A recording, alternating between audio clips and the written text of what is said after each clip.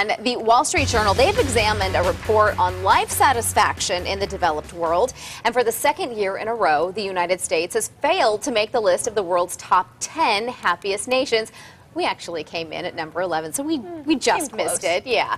The study's researchers looked at 11 categories, including education, health, and employment, and asked residents of each country to rate their general satisfaction with their lives. While the U.S. has the highest rate of disposable income and a very high rate of good health, it also has a low job security rating and high long-term unemployment rate.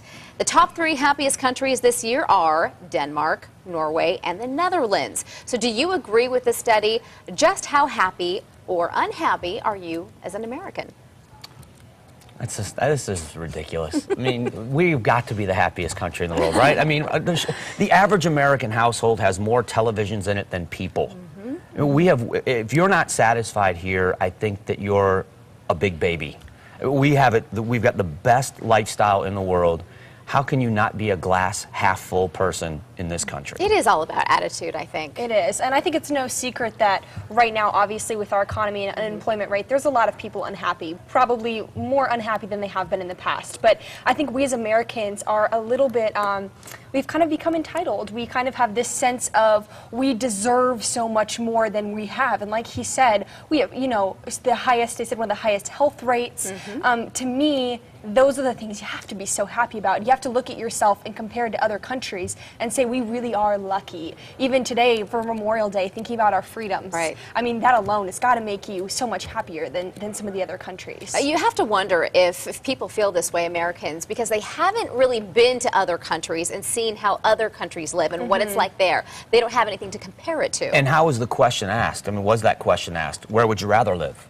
You It know, wasn't. It was right. not. You may be upset with some things and how they are, but would you rather be somewhere else? I mean, we have to feel like as bad as it is, in most cases, it could be much worse. And when it comes to happiness, really, you can't look outside of yourself. No. It comes from within. You're going to be miserable no matter what you have if you're a miserable person. Absolutely. What does our country have to do in order to make you happy? That would be a good question to ask. I'd be curious to see what Americans have to say about that. Yeah, I'd be afraid to ask that And question. what did Kennedy say? Ask not what your country can do for you, you, but what you can do for your country. There you go. All right, let's get to what our viewers are saying. Don McKnight chimes in saying, yes, we do have freedoms, and I am thankful for those, and the fact that I still have a home, but what is it all worth if you don't have the time to enjoy it? Other countries do have a lot more downtime. Judy Wood says, I'm happy. We have so many freedoms. Gina Perez, she's a student at ASU, and she says the cost of living is going up, and with that, the fight to keep your bills paid, keep your loans paid, keep your apartment paid, and keep your sanity in check. No doubt it's a stressful time right now.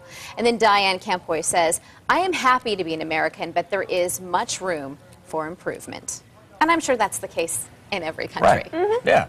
And nothing's perfect, but all things being equal, I'd rather be here than anywhere else. I'd love for everyone who took that survey to go out tomorrow and try and do something to make the country a better place and make everyone else happier. Thank you. Thank you. Take some accountability. Yeah, take a weekend, go on a mission trip with your church somewhere and see what real suffering is like, and then you will thank God for everything you have.